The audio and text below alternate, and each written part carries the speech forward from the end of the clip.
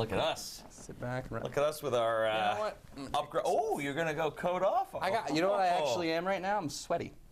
Yeah. What do you mean? Yeah, you knew. You knew. Well, you got the coat on. You knew. It's warm in here. Yeah. It's gonna be warm today. Yeah. Show the people the armpits. I think we're good. Okay, you're not gonna do it? Yeah, we're good. We're good.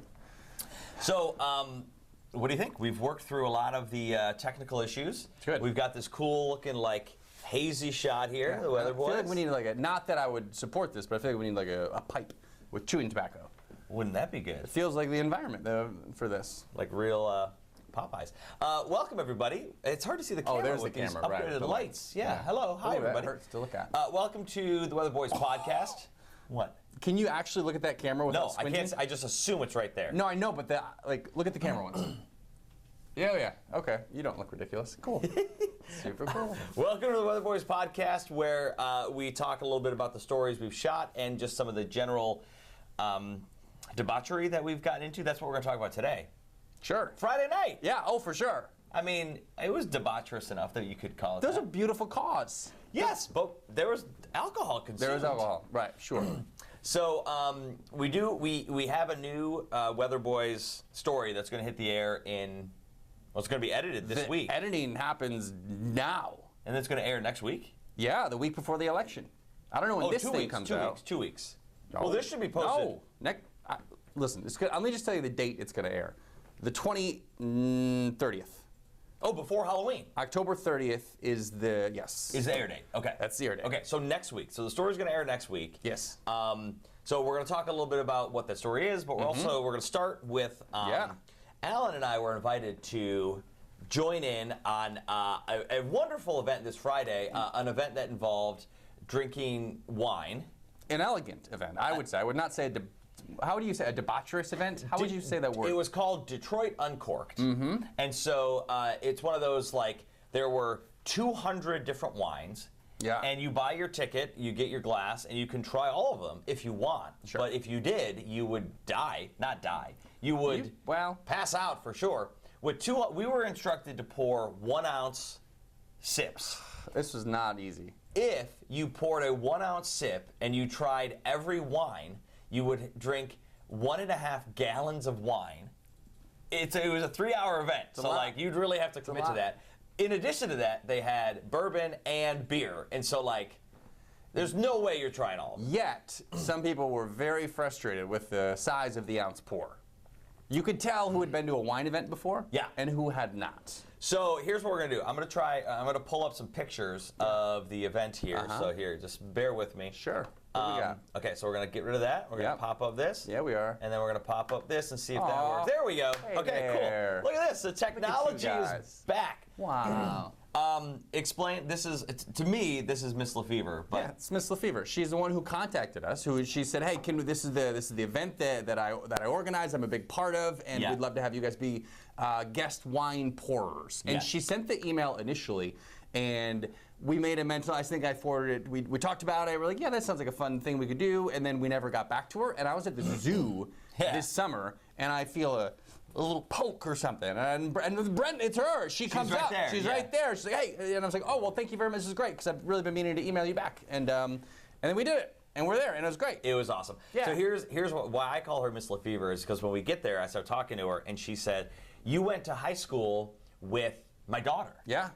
And I was like, "I did? Who's your daughter?" And she said, "Holly Lefevre." Sure. And I was like, Miss Lefevre? It was very, Yeah, and so her daughter, I had classes with her. Her daughter dated my best friend. Yeah, and then how long do you think they talked? Hours. Hours, just hours. Oh, talking about the neighbors and the neighborhood and the thing and the thing. It's great. It's beautiful. So here, okay, so I'm gonna try to find I got to get this set up real quick. So here's kind of what we did. So there's Alan. Got the old wine bottle. Yeah, so we had the wine. People would come up. We were supposed to pour 1 ounce. Alan had a real hard time with this. Real hard. Well, real hard time. Very hard time. You were over there with Justin. Justin was our, I don't know if he was a sommelier, but he was the guy who knew the wine. Russ. Oh, Justin was the name of the wine. Yeah, here's Russ. Russ was the guy who knew what he was doing. Yeah, that's Russ right there. And so Russ was great, by the way. Russ also a Livonia guy, by the way. Fantastic. But he gave Derek a little one-on-one prep session, and you were you knew what you were doing. Yeah. And then I show up. You hold it like this, and you get it's all in the wrist. You Very have to, hard. You have to go in the wrist here. Oh, yeah. And you have to pour the wine, 1 ounce of wine. Sure. There we are with Russ. He was the man. He was from Justin Wines. Yes. Which, by the way, we had one of our most expensive bottle, the Reserve, like was $200. It was $178. Yes. Something crazy. Yes. Guess who showed up? Oh yeah. Guess who showed up? Of course. Drinking wine, Fox 2. Who do you think this was? Yep. There he is. The man, the myth, the legend. Oh yeah. There he is. That was Oh! I didn't know I could do this. That's fantastic. Oh, I thought you planned that. No. You should always do that. Is there? Hold on. There might be some more. No. I want to be able to like Write on it? Yeah, draw on it. Oh, I'm no, sure that you I can. Can't. No, there must be a way, but that's perhaps for Another time. I mean, we could pause it. I don't know if the people want to see us Settings, furrow our edit brows. photos. Ooh, I could edit the photo. Yeah. No. Charlie showed up. Of course, he was doing things like this most of the night.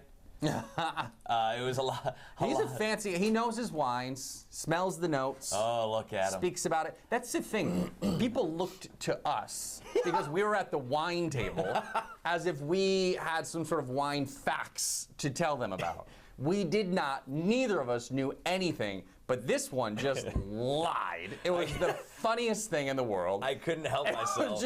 Just making stuff up. What did you say at one point? You said notes of dirty old tennis shoes, I believe. Hold on, let me pull. We have something for it? No, Great. I want to try to get. How do we get us full screen again? Hold on, I lost. We can't be full screen. Wait a minute. And oh there no! it is. There it is. Hey, wait. How do I get back to? Oh, I love that you asked me. Like, Oh wait, here we go.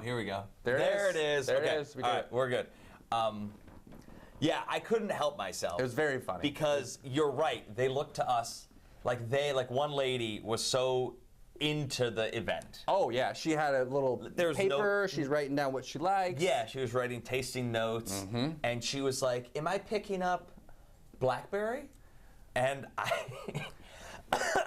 I go, "Well, let's taste it together." Yeah. So I poured myself a glass. You actually didn't lie once. Well, maybe you did once. Most of the time, I tasted it. I was like, "Are you picking up? Are you picking up?" That's what you would do. Yeah. Are you picking up? And she was like, "Yes, yes." Some.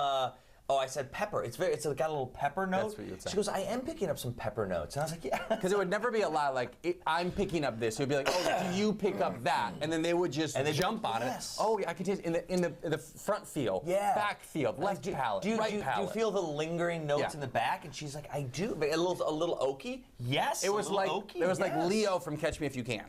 Yes. All you have to do is know a couple of little things, confidence, you're good to go. I did lie to one couple though. The couple who she came up and this was towards the end of the night. And look, we were allowed to drink while we were doing it. So I had a glass or two, and she came up and she said, "Ooh, Justin Wines." She goes, "I wonder if my brother's grapes are in here." And I go, where are your brother's grapes?" Yeah. And she said, "From the Willamette Valley." Which not a lot of people know. It's in Oregon. I worked in the Willamette Valley. Right. So I was like, "Oh, Grants Pass, Ashland, Medford. Yeah, here's these grapes." Yeah. She was like, "Oh, that's so cool." She got very excited, and I was like, "Oh man, I just lied to this lady." She texted her brother later, and he's like, "No, actually, they're not." And she's like, "No, the guy told me." He said he was very honest. The expert who knew a lot. He was picking up. And now notes of you know pepper. why Derek said it was a night of debauchery. Yeah, it was. For him, it was. Well, and it did spiral at the end. You guys, because you right after I took off. Yeah, you took off about 30 minutes. And anytime you go to any of these like drinking events, the last 30 minutes, it's like college. Well, because everybody's like, we have 30 minutes left to drink as much as we can. Oh, is that what it was? Yes. Because when I left, some of the volunteers were already out there.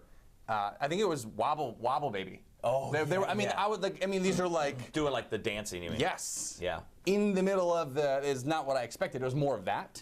Well, the one who was leading the charge for drink as much as you can in the last 30 minutes was Charlie Langton. Oh yeah. I mean, it was also for the first 30 minutes too. I mean, it was this guy. Yeah. This guy right here. Going close. Like, yeah. Okay, there he is. Yeah. He was the one that was like, "Come on. What a handsome guy. Come on. Come on, we gotta go. We gotta hurry up." Yep. And we did it. So that was our Friday. We had a great time. You did a great job. It was great. It was fantastic. So fun. We helped out. We did. Yeah. We helped out the community. We did good. Raised some money. We had fun. Silent auction. Raised some money. Had some great food. So let's discuss. Let's give the folks a teaser for our next piece. Do we have goods, or is this coming vocally from us? We have goods. All right, great. We have some media. You want to start with? Here, let's start with this. Here, do we have some of the good stuff? We do have some of the good stuff. Let's start with a photo. Because you never know how these stories are going to turn out. But I feel... This is risky. I can't see this photo. I think this is going to be the best story that we've had. You believe this? I mean, I think it's a fair bet. Why is this not opening? To say that's going to be the case. Open. You just have to tell it to open. Why is it not opening? You need the old H. What's going on here? Hold on. Open with... Just doesn't want to do it. Maybe that'll work? It's not going to work. Doesn't want to do That's okay. The photos are not needed because we have videos, and that's going to be good. So here is... Do we do it? Let's do it. Show them. Yeah. Well, tell them first so they know what they're watching. So the Detroit Tradesmen, they're a rugby team that they're local, and it's I don't know the proper term. They're not like professionals, right? But they're very good, and they have playoffs, and they have former pros play with them, and they practice at Levy Middle School, I think. Is that in Southfield or Redford? They have two locations. Either way, it's local, and rugby. I didn't really know anything about it, except for it's like football without pads. And that's kind of true. I mean, it has the physicality of that. And so I just thought this will be a painful thing for these two. And this guy will... Ridiculous He'll people always get find involved. the most painful thing and sign us up for that. And, so, the Weatherboys do rugby. Yeah. So take a look at just a couple of bonus clips here. A couple clips that we recorded from our phone. Hold on. How do I get it started? Wait. It's not starting. Hold on. The old drag and drop, though? Right here, media. Okay. Oh, there's Matt. Hi, Matt. Oh, yeah. I included this one because, so by the way, these are all just videos that Jesse, who people have met Jesse for sure. Jesse came out to medic. So we were like, you know, it's important to have medic. Oh, for sure. So Jesse came out, and I gave him my phone, and he took a bunch of videos for us. And we always talk about Matt. There he is. And there he is. There he is. He's the guy who shoots the pieces, he edits the pieces. We say his name all the time. We haven't never seen him. So. And Matt was wildly understaffed for this shoot, so that was fun. But he made it work. So here we are practicing the kicking. Punting, yeah. You did great. You did really good on your kick, which was really impressive. Because I thought I had a good kick, and then you went and you just booted it. You're a solid kick. It's a different, it's like a big oblong football. It's just weird. Yeah. Let's see. Do you get your kick on? Yeah, it's coming up right here. You're just gabbing away. I was very cold. What is Jesse doing here? Jesse just took it down. Showed you his trousers. Okay, so here we are. Coming at me, we're running. Oh, that's them teaching us how to tackle. Brad tackles Pavel, and Pavel is Coming at me, we're running. a maniac. He's actually not. He's just massive. He's like the nicest, even-keeled. giant you've ever met. Yeah. But this is actually key because in football, they say that the reason that so many head injuries happen in football is because you have a helmet on. You have a weapon on your head. You have a weapon on your head and you feel protected and you also use that to take people down. Whereas in rugby you don't have that, so proper technique is super important. So you go down, you have to go low. Yes. You cannot go too high or you will get penalized. And you'll notice how he's grabbing his leg, and that's a big thing too because that obviously sets him off balance and you can take him down. And you can know the technique, but then to do it is a whole nother thing. It's such an odd, just to tackle another human being is weird. It's a weird situation. So here is me attempting to tackle Pavel. An adult, but that's fine. Are you nervous? No, not at all. Okay. Well, and this is for the phone. I can't wait to show the video. To get tackled. Yeah. So much better. Here's Alan just being. Okay, No, I was giving you. I had confidence in you. Look at. Okay. All right. So slow motion first. Okay. So you got him. Pretty good. I don't want to hurt the guy. Right. I don't wanna hurt the guy. I could have taken him down. kind. What am I talking You guys about? know it too. I could have taken him Also down. the socks. The Forgot only about the thing you try socks and too. shoot There's your multiple lead leg parts to between this his story. legs. Here, as you lower your level. See, look at him trying to. So splitting the It was an runner, intense. it's I was gonna sore make for it a lot days. healthier. Yeah, no, I it was was. sore for days afterwards. And we only took part in part of their practice. Yeah, barely anything. So I'm coming up. So here, okay, yeah. That's good. That's solid. That's good. Now he wasn't moving. He wasn't trying. Here's you giving it a go. Getting all excited, getting amped up. I get real Yeah, high. it's much more fun ready to go whenever I want. Yeah. And this guy gets cold so easily. So easily. A little high, It's way too high. Penalty. high. Penalty. Yeah. Oh yeah, that's a penalty. Down a little lower. And I think my first Get 3. down lower. God, this is intimidating. I felt really good. Do we have over another? there. Hold on. Yeah, let's watch it's it. much more fun ready to go whenever I want. Yeah, you got to go lower. You got to go more around the waist, Yep. or you're gonna get in trouble. You went more like a little. And that was even too high. That's actually a perfect teaser. That is great. Yeah. All you see is him helping me up. Wait until you see the hit that he gave me to lead to that moment, and that's going to definitely be in the piece. Do I think I have one more. Oh, is this Leanda? Oh, this is. Oh, the this is lineup? just- Yeah, this is a little crooked, obviously, but like, yeah, this is like they taught us a lot of stuff. I think I have one of you do. They it. did, yeah. And there's a lot. Great job. Yeah. There's a lot that goes into this sport. For sure. And you see something like that, and it doesn't look like anything. But when you're up there, that would be a 10-foot fall. Yeah. And like it's not like you have to hold your body in a certain way, and there's technique that like obviously when someone's good they make it look easy, but we had some whoopsies. Well, and you have to. What I learned, my big takeaway from it was a sport built on trust. Yeah. You have to trust your teammates. Sure. That they're going to do what they're supposed to do. Yep. You have to because and there's also you've heard of like scrums, but like what was it called when everybody's locked in and pushing against each other? Was that a scrum? I think that was a scrum. Yeah. Okay. I think it was a So scrum. like, but everybody has like you have to be locked in the right way and pushing in the right way Yeah. to keep everybody up and to have the advantage. So like, it was very much a sport of trust, and these guys trust each other and they rely on each other. Intimate.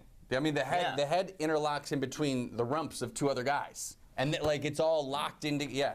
Will we Strange. be doing that in the piece? You'll have to stay tuned to find out. I think you know the answer to that one now. We've been doing these. I love how this podcast has kind of evolved. Sure. But we've been adding like little interviews in here and there. Yes. And so I sat down. I had a Zoom interview with a guy who Greg Martin. Yeah. He's the director of Draw. Great. So we are the Weatherboys after all, and so we do want to mix in a little bit of science from time to time. So Greg's organization, Draw, Disaster Relief at Work, they respond to natural disasters. So like tornadoes, earthquakes, wind events, flooding, and also hurricanes. And they have had an extremely busy, almost historically busy last 6 weeks. And so I wanted to sit down with Greg and talk a little bit about what that's been like for him. Sure. And what that, like when you are an organization that clears out the coffers and then immediately needs them full again because you have another hurricane that made landfall, because we had Helene and then quickly followed by Milton. And so anyways, these guys have been busting their butts, and I was interested to see, as a weather related connection here, how things are going. Take a listen.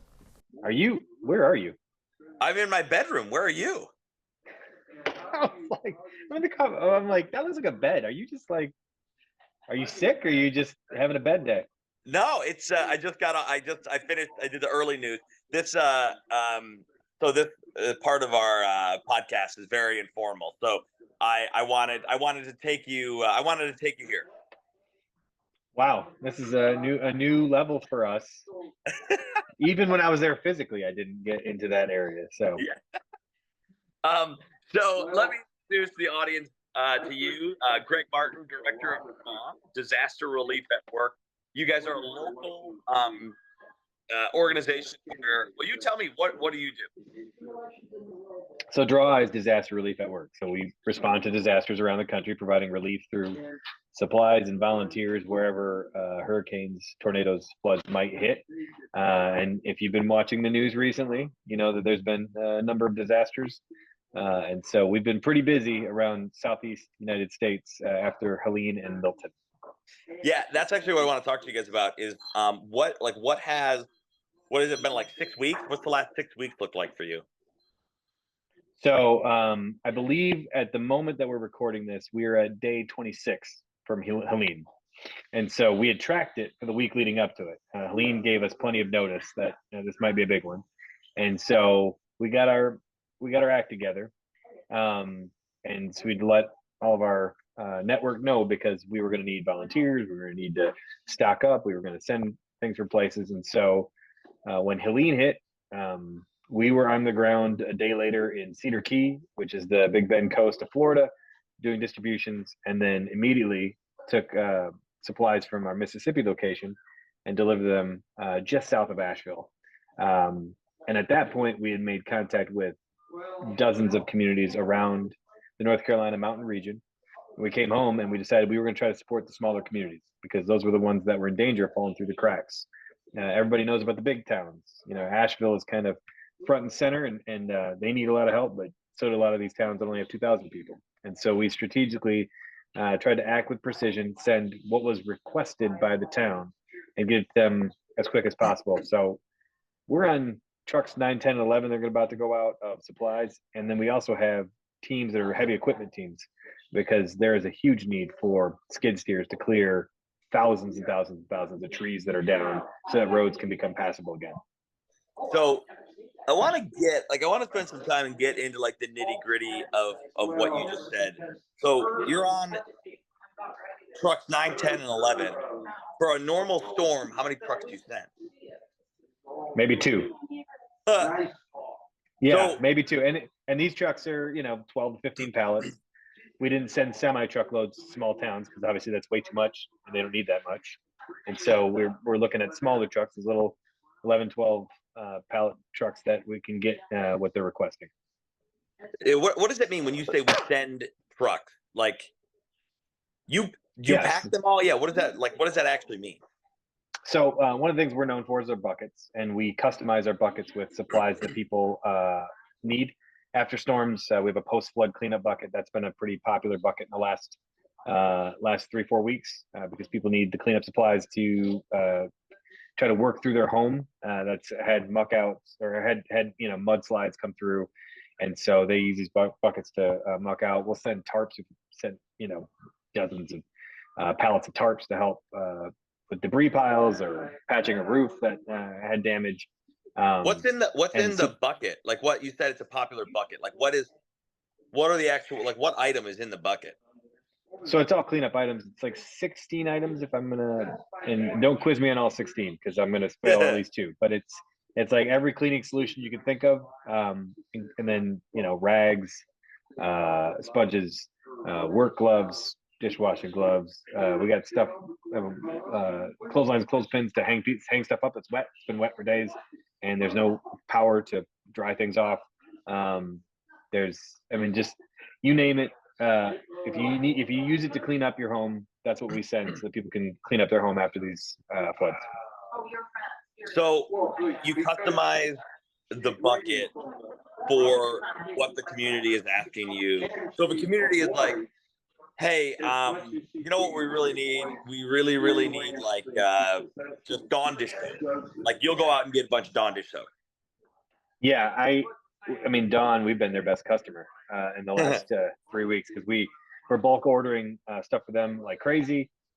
We've actually customized a new bucket because I was down in for the I went back to 4 of the towns where we sent trucks, and I met with local officials in each town and got kind of a tour of each town. And across the board, the thing that people said was we really need heat issue. We're gonna have heat issues. It's in the mountains. It's getting cold, and even if 80% of people have power back, they expect that power is going to be intermittent throughout winter because these trees are so brittle that the next frost, many will snap and fall and take down lines again. And so we've customized a heat bucket that has, it's not meant to be everything, but it's a space heater and it's got heat blankets and hand and foot warmers and winter hats, winter gloves, wool socks. We're trying to supplement the community so that they can help people in their recovery.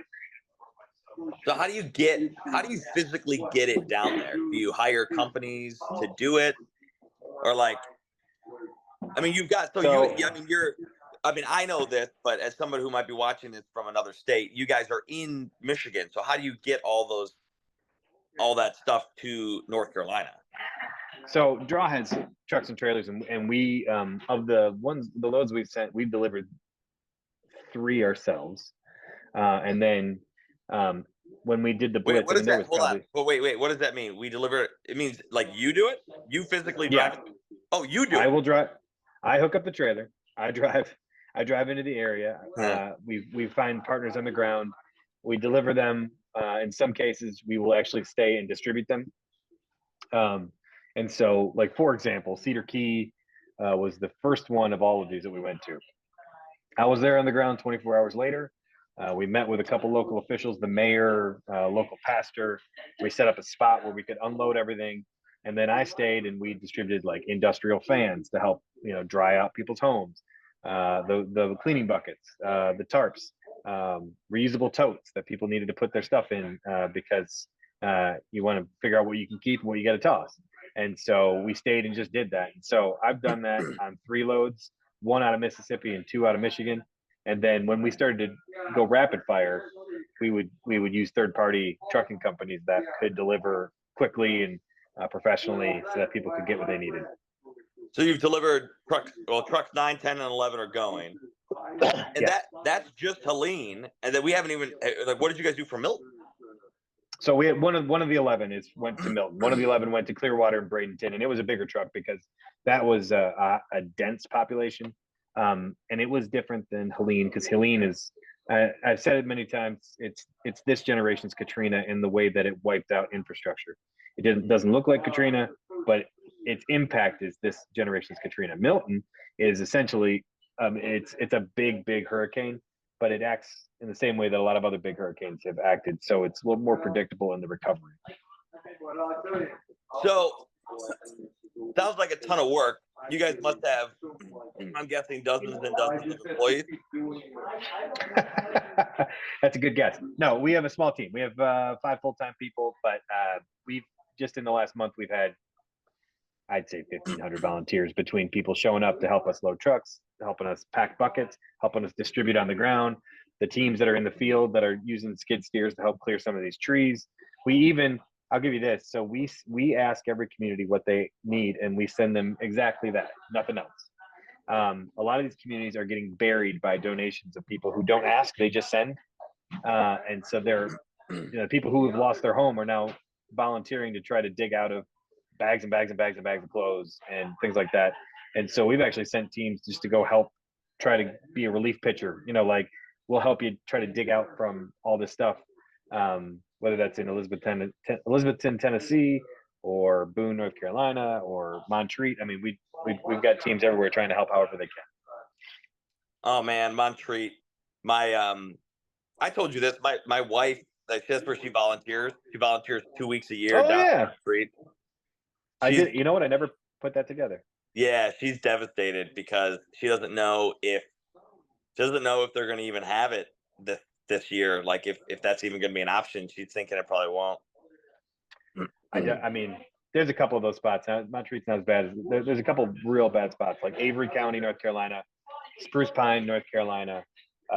Those there, but like Montreat's pretty close to Spruce Pine. So, and even I was at Old Fort. What was that, last Wednesday? And the town looks like a town, and it just looks like everything around the town is just wiped out. Like there's debris everywhere along like the main street, but the main street's open, and a couple of stores are still open. So they're just doing what they can to try to get back to normalcy. All right, so I'm gonna wrap this up, but I'm just trying to wrap my brain around. Okay, so 26 days since first response, trucks 9, 10, and 11 are going out. Thousands and thousands of buckets and items. 5 employees. You're the head of it all. How are you still standing? A lot of podcasts in the car, because it's been a lot of travel. But man, the energy, there's an inertia when a lot of times you see the best in people when the worst circumstances come up, and that energy feeds me, man, and it feeds our whole team. I mean, when people are coming from everywhere saying, "What can I do to help?" and we're able to plug them in a way that can make an impact in people's lives. I got off the phone this morning with one of our skid steer teams that was in Boone or outside in Avery County last week, and he just couldn't stop talking about the people's property and how they worked with them. And I mean, these guys did amazing work, and the property owners were like out there with them. It's not like these guys see themselves as survivors, not as victims. And so for us to be able to be an extra help in the middle of that, it's just that feeds me. So yeah, they've been working their tails off. Sure. This poor guy has like barely slept, and when he slept, it's been in his car. And he's been at it for years. I feel like a decade ago I first talked to him. I mean, I don't know the exact number, but it was a long time. They've been 11 years. 11 years? Yeah. Okay. Yeah. I mean, and it's crazy because you think of the Red Cross and you think of these big organizations, you think of FEMA, but like what Greg does is what other people maybe don't do. They give you toiletries and little things that you don't really think about until you need it. And so, anyways, they've been busting their butts. Good for them.